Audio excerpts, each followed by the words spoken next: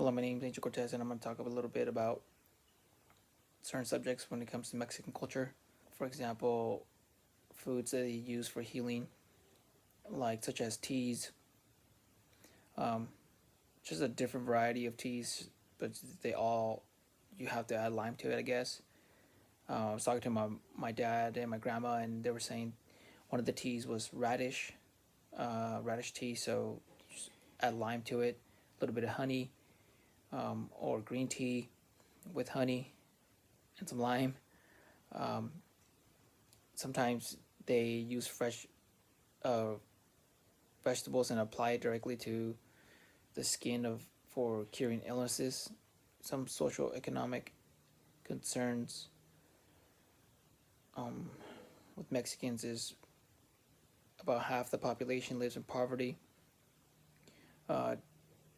I was talking to my grandma. She was saying that the vast majority are poor, um, and they don't right away go to a doctor because they don't have the money, or maybe they may have the money, but that money is it's for something else. The education, most of them don't graduate high school, nor do they receive a college education due to extreme poverty, leading into blue collar jobs. Socioeconomic and nutritional concerns. Central America struggles with issues related to improper food sanitation and contaminated water.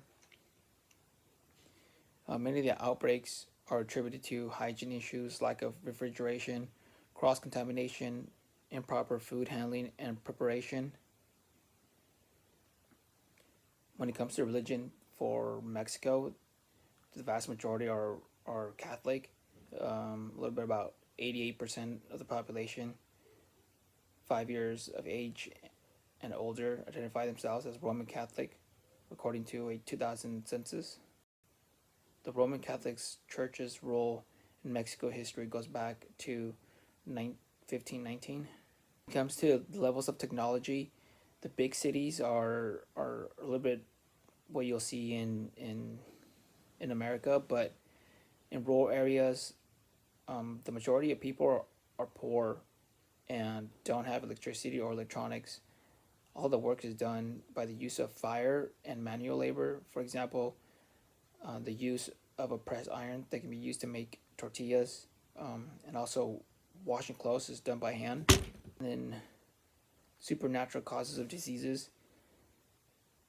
An example of this is mal de ojo, or the evil eye, with diseases caused by supernatural forces.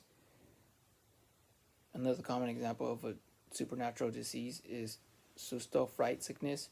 When someone is sick, it is because they are out of balance, having either too much heat or cold. Health in the United States. The leading causes of death in Hispanics are heart disease and cancer. Fewer Hispanics than whites die from the 10 leading causes of death, but Hispanics had higher death rates than whites from diabetes, chronic liver disease. Disparities in the U.S. Despite lower overall death rates, the study stressed that Hispanics may face challenges in getting the care needed to protect their health in the U.S. I know a lot of them are scared to go see a doctor, or if they have to pay, or if it's free because of fear of deportation. About 1 in 3 Hispanics have limited English proficiency. About 1 in 4 Hispanics live below the poverty line. About 1 in 3 has not completed high school. Communication for better outcomes.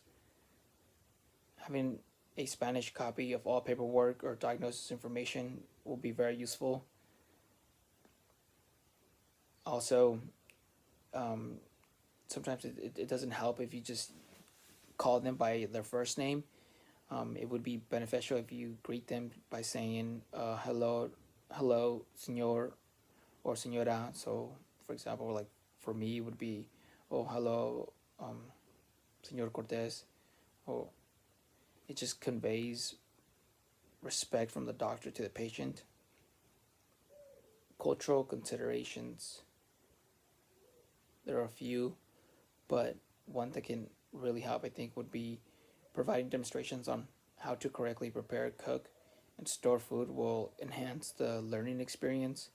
It will be more interactive, and I feel like they would get more from it as opposed to just like giving them out information about don't do this, do that, and then expecting them that they understood it all and will comply. For communicating effectively regarding food and nutrition, many of the core foods are made with lard or they're fried or contain heavy use of sauces. Like, for example, tamales has a lot of lard, tostadas are fried, then you have mole or adobo.